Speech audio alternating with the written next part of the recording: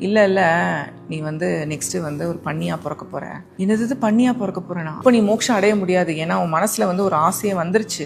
அதனால நீ ஒரு லைஃப் டைம் பண்ணியா இருந்து அதுக்கப்புறம் தான் மோட்சம் அடைய முடியும் அப்படின்னு கடவுள் சொல்லிட்டு போயிடுவார். உடனே அந்த தலைமை சீடனை கூப்பிட்டு அவர் சொல்லுவாரு, அடுத்த வாரம் நான் இறக்க போறேன். நான் இறந்த டேல இருந்து கரெக்டா 180 டேஸ்ல அந்த ஃபீமேல் பண்ணி குட்டி போடும். ஒரே ஒரு நாள் கழிச்சு அந்த குட்டியை வெட்டிடு. அது நான் தான் குட்டியா பிறக்க போறேன். எனக்கு ஒரு நாள் கழிச்சு வெட்டிட்டு நான் மோட்சம் அடைஞ்சிருவேன் அப்படின்னாலும் அதே மாதிரி ஒரு வாரம் கழிச்சு அவர் இறந்துருவாரு. அந்த டேட்ல இருந்து ஒரு 180 டேஸ்ல அந்த ஒரு பண்ணி குட்டி போடும். அதை இந்த சீடன் ஐடென்டிஃபையும் பண்ணிடுவார்.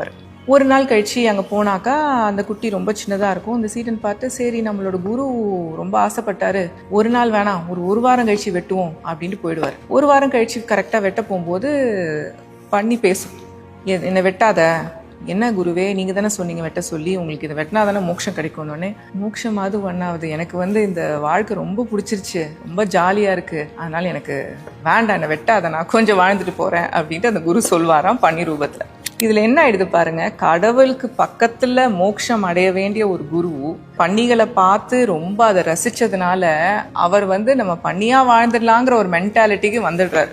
நம்ம என்வாயர்மெண்ட் தான் நம்மளை டிஃபைன் பண்ணுது. நம்ம யாரோட சேர்றோமோ அந்த மாதிரியே நம்ம ஆயிடுவோம். அந்த மாதிரி ஆறது மட்டும் இல்லாமல் அந்த திங்கிங்கும் அதே வந்துட்டதுனால நம்ம தப்பான ஆட்களோட சேர்ந்தா நம்ம தப்பு பண்ணுறோன்னு கூட தெரியாது. ஸோ நம்ம யாரோட சேர்றோம், நம்மளோட என்வாயர்மெண்ட் யாரை டிஃபைன் பண்ணுறது, நம்ம நிறைய யாரோட டைம் ஸ்பெண்ட் பண்ணுறோங்கிறது ரொம்ப ரொம்ப ரொம்ப முக்கியம்.